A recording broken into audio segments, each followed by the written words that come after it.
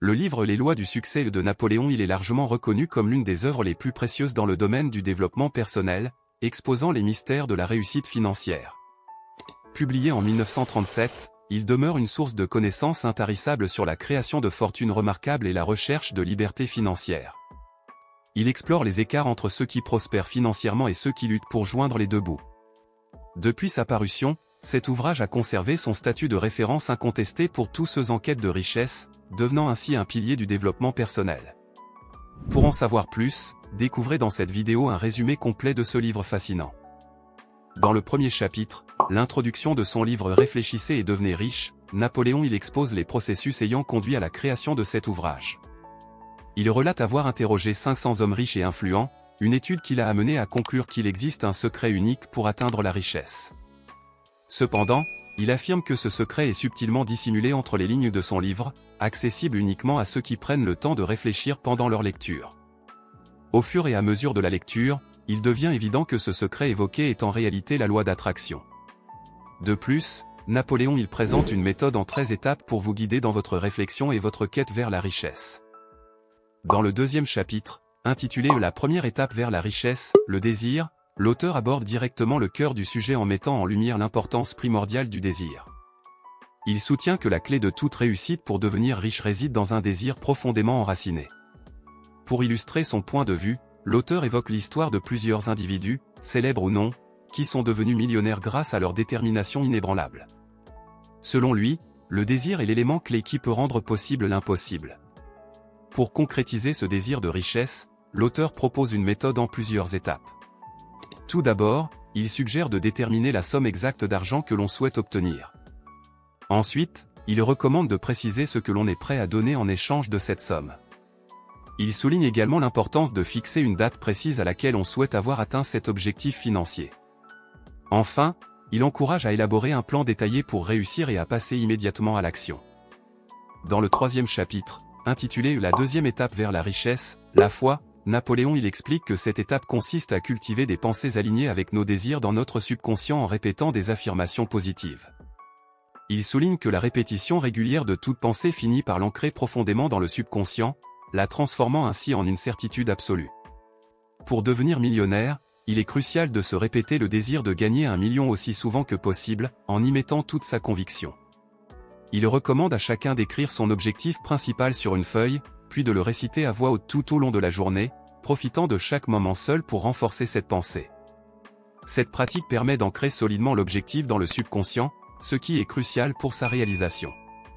La foi est à la fois le premier pas vers la richesse et le seul antidote contre l'échec, explique-t-il, ce qui explique pourquoi les riches connaissent toujours plus de succès et les pauvres, toujours plus d'échecs. Dans le quatrième chapitre, intitulé La troisième étape vers la richesse, l'autosuggestion, l'auteur approfondit la question du subconscient en introduisant le concept d'autosuggestion. Il définit l'autosuggestion comme l'art de se convaincre soi-même de quelque chose, considérant cette pratique comme une forme de gymnastique mentale essentielle. Son objectif est d'empêcher les pensées négatives et les croyances limitantes d'envahir notre subconscient. Pour ce faire, l'auteur encourage chaque individu à compléter la répétition de ses objectifs par des exercices de visualisation. Il souligne l'importance de s'imprégner à chaque fois des émotions liées au succès et de ressentir le moment où le désir se concrétise, avant même qu'il ne se réalise. Selon l'auteur, c'est en influençant son subconscient que l'être humain peut devenir le maître de son propre destin. Chapitre 5 La quatrième étape vers la richesse, la spécialisation, Napoléon Hill met en avant l'importance des compétences spécialisées comme prérequis essentiels pour accumuler des richesses substantielles et réaliser des gains financiers significatifs. Il souligne que pour proposer aux autres un produit ou un service à forte valeur ajoutée, il est impératif d'avoir une expertise pointue dans le domaine que l'on souhaite exploiter. L'auteur préconise ainsi de délaisser les connaissances générales, qui ont un intérêt limité en matière de gains financiers, et de se concentrer sur l'acquisition de compétences spécifiques, quel que soit l'âge. Il affirme que l'apprentissage continu est non seulement possible, mais également recommandé pour prospérer financièrement.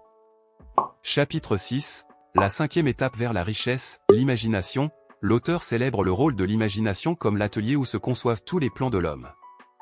Il souligne que le désir est formé, sculpté et alimenté par les facultés imaginatives de l'esprit.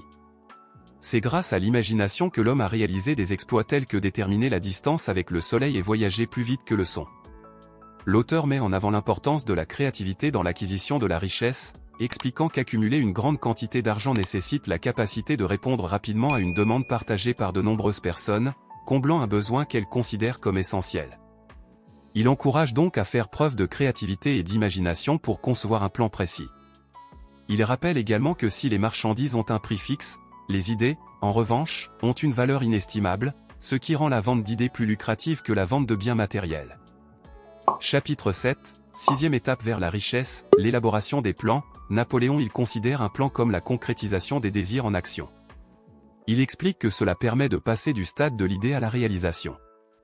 Pour réussir à construire un plan vers la richesse, l'auteur recommande les étapes suivantes: réunir toutes les personnes nécessaires autour d'une table, prendre des décisions claires et expliquer les avantages que les membres de l'équipe retireront de leur participation, organiser des réunions hebdomadaires jusqu'à l'achèvement du plan, et cultiver des relations harmonieuses avec chaque membre de l'équipe.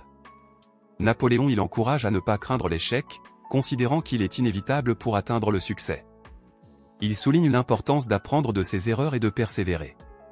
L'auteur préconise également le développement du leadership en mettant en avant les qualités essentielles d'un leader telles que le courage, la maîtrise de soi, l'équité, la prise de décision ferme, la précision des plans, l'effort supplémentaire, la sympathie, l'empathie, la gestion des détails, la responsabilité et la collaboration.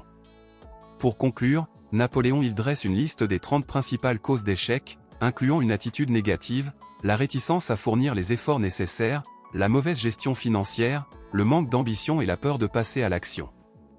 Chapitre 8, septième étape vers la richesse, la décision. Dans ce chapitre, Napoléon il expose une analyse approfondie des cas d'échec qu'il a étudiés, concluant que l'une des principales causes d'échec est l'indécision. Il observe que la plupart des personnes qui réussissent financièrement ont la capacité de prendre rapidement des décisions et de s'y tenir. Il met en lumière l'importance de surmonter l'indécision pour atteindre le succès. Pour réussir, il souligne la nécessité d'agir, ce qui implique inévitablement de prendre des décisions. Il préconise la prise de résolutions fermes et insiste sur l'importance de les suivre sans se laisser influencer par autrui. Chapitre 9, huitième étape vers la richesse, la persévérance. Le livre met en lumière l'importance capitale de la persévérance. Il souligne que la persévérance est directement liée à l'intensité de notre désir et joue un rôle essentiel dans la réalisation de nos aspirations. Pour entretenir et développer notre persévérance, il est crucial de définir un objectif clair, de nourrir une foi profonde dans notre capacité à l'atteindre, d'établir des plans précis, d'acquérir les connaissances appropriées, de collaborer avec d'autres, de posséder une détermination inébranlable et d'adopter l'habitude de poursuivre inlassablement cet objectif. Chapitre 10, neuvième étape vers la richesse, le pouvoir de l'alliance d'esprit maître. Dans son livre Réfléchissez et devenez riche, Napoléon il décrit le pouvoir de l'alliance d'esprit maître comme une connaissance organisée et intelligemment dirigée.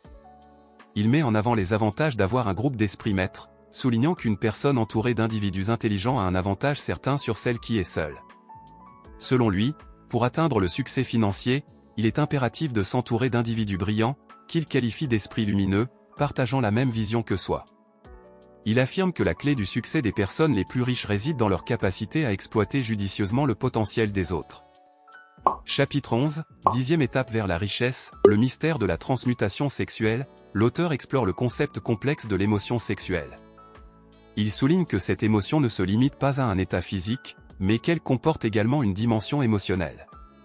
Trois raisons principales sous-tendent cette émotion: la reproduction, le maintien d'une bonne santé et la transformation de la médiocrité en génie. L'auteur affirme que le désir sexuel est le plus puissant des désirs, capable de stimuler, développer l'imagination, le courage, la volonté et la persévérance, et possédant un pouvoir créateur qui augmente avec le temps. Il souligne que ce désir peut être extrêmement puissant, au point que certaines personnes risquent leur vie et leur réputation pour le satisfaire. Cependant, Napoléon il insiste sur l'importance de maîtriser et de canaliser ce désir sexuel pour des causes plus élevées que la simple reproduction, comme la poursuite de la richesse. Il mentionne que les personnes qui réussissent le mieux sont celles qui possèdent un fort désir sexuel mais qui sont capables de le contrôler. En revanche, celles qui échouent sont souvent celles qui ne parviennent pas à canaliser cette énergie. Il conclut en soulignant que le succès ne survient généralement pas à l'âge de 20 ans, sauf dans de rares exceptions, mais plutôt plus tard dans la vie, lorsque l'homme parvient enfin à maîtriser son énergie sexuelle. Chapitre 12, onzième étape vers la richesse, l'esprit subconscient. L'auteur se penche sur le fonctionnement et l'importance de notre subconscient. il le décrit comme une composante de notre esprit doté de la capacité d'enregistrer nos pensées et de les matérialiser dans la réalité physique. Par conséquent, il recommande vivement de le saturer avec notre plan pour parvenir à la richesse. L'auteur identifie également 6 émotions positives qui devraient nourrir notre subconscient: la sexualité, l'amour, la tendresse, le désir, la foi, l'enthousiasme et l'espoir. En revanche, il met en garde contre 6 émotions négatives à éviter, telles que la peur, la vengeance, la colère, la jalousie, l'avarice et la superstition. Chapitre 13, 12e étape vers la richesse, le cerveau humain. L'auteur compare le cerveau humain à une radio capable d'émettre et de capter des ondes. Lorsqu'il fonctionne de manière intense, il charge émotionnellement les ondes reçues et les intègre dans notre subconscient. Le subconscient est présenté comme la station maîtresse du cerveau, tandis que l'imagination créatrice agit comme un poste récepteur. Napoléon il avance l'existence de forces intangibles, y compris la pensée, bien que la science ne comprenne pas encore complètement le fonctionnement du cerveau. Il suggère que les cerveaux d'un groupe peuvent être harmonisés en créant un environnement favorable pour stimuler le 6e sens, un sujet qu'il aborde dans ce chapitre. Dans le chapitre suivant, chapitre 14, la 13e étape vers la richesse, le 6e sens, Napoléon il détaille sa vision du 6e sens. Il le décrit comme une composante du subconscient qu'il nomme imagination créatrice. Selon lui, en développant ce 6e sens, vous aurez comme un ange gardien qui vous guidera vers la sagesse et l'accomplissement. Pour Napoléon Hill, le 6e sens s'apparente à un miracle, offrant l'accès à un conseiller invisible, point de départ de toute réussite, où le désir mène à la réalisation. Ce concept mystérieux a été la force motrice et l'inspiration de nombreux grands penseurs, entrepreneurs, artistes, et autres. En apprenant à développer votre 6e sens, vous pourrez matérialiser vos désirs en résultats concrets.